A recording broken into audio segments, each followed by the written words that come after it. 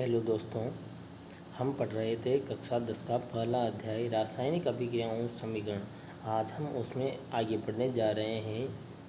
दैनिक जीवन में आज हम पढ़ेंगे उसमें दैनिक जीवन में उपचयन अभिक्रियाओं के प्रभाव। किसके प्रभाव? उपचयन अभिक्रियाओं के।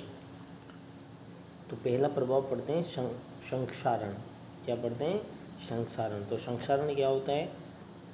देखो, जब कोई धातु अपने आसपास अम्ल, आर्द्रता आदि के संपर्क में आती है तब ये संक्षारित होती है।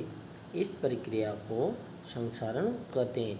मतलब जब भी कोई धातु अपने आसपास वायुमंडल में उपस्थित या तो अम्ल में या वायुमंडल की आर्द्रता में आदि के संपर्क में जब आती है तो वह संक्षारित होने लग जाती है, मतलब नष्ट होने लग जाती है। तो इस प्रक्रिया को ही क्या कहा जाता है? संक्षारण कहा जाता है। जैसे संक्षारण के उदाहरण है, पहला उदाहरण है चांदी के ऊपर काली परत चढ़ना।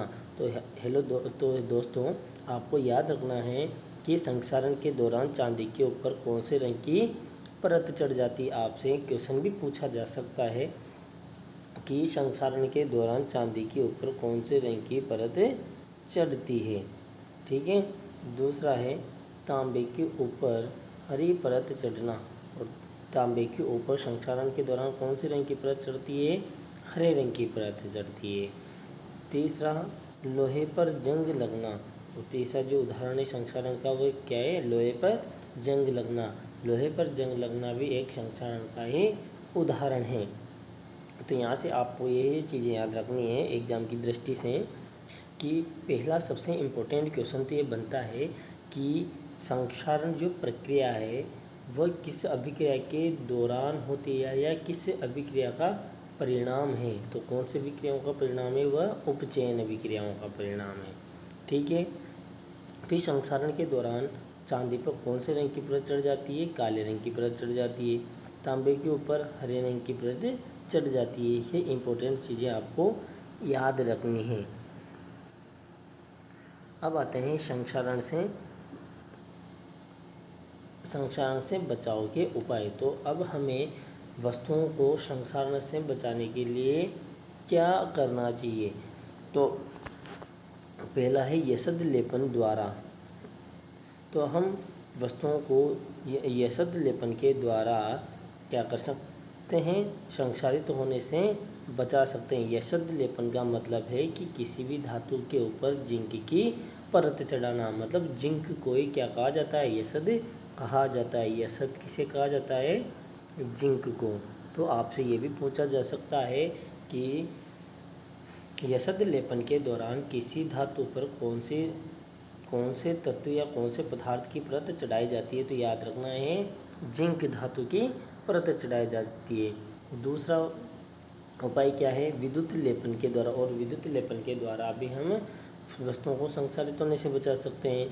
पेंट करके संक्षारण से धातुओं को बचाया जा सकता है और वस्तुओं पर कलर करके भी संक्षारित होने से उन्हें बचा सकते हैं। अब नया टॉपिक है विकृत गंधिता। क्या है? विकृत गंधिता।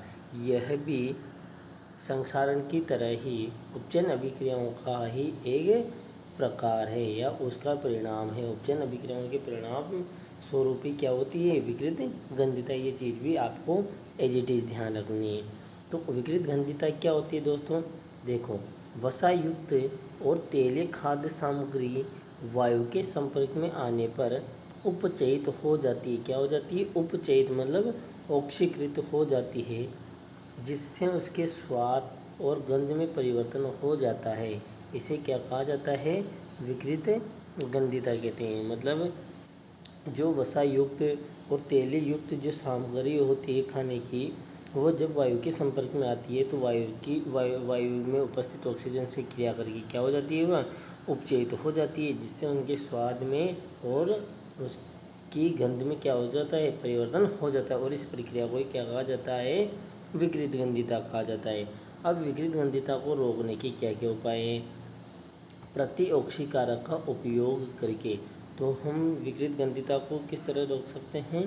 प्रतिऑक्सीकारक का उपयोग करके भी हम विकृत गंधिता को रोक सकते हैं।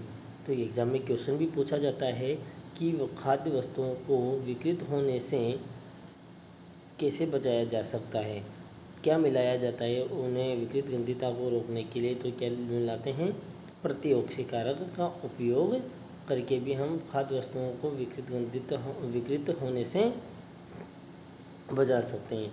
दूसरा है वायुरोधी बर्तन में खाद्य सामग्री रखकर, और जो वायुरोधी जिसमें मतलब वायु प्रवेश ना कर सके, हम उन बर्तनों में भी खाद्य सामग्री को रखकर क्या कर सकते हैं, इन्हें खराब होने से बचा सकते हैं। तीसरा है वायु के स्थान पर नाइट्रोजन गैस के द्वारा, और हम वायु के स्थान पर नाइट्रोजन गैस भरकर भी वस्तुओं को खराब होने से या खाने की वस्तुओं को खराब होने से बचा सकते हैं। चौथा है शीतलन के द्वारा, मतलब फ्रिज के द्वारा। फ्रिज मतलब ठंडी जगह पे ठंडे वातावरण में रखकर भी वस्तुओं को खराब होने से बचा सकते हैं। फिर देखो बहुत इम्पोर्टेंट नोट है।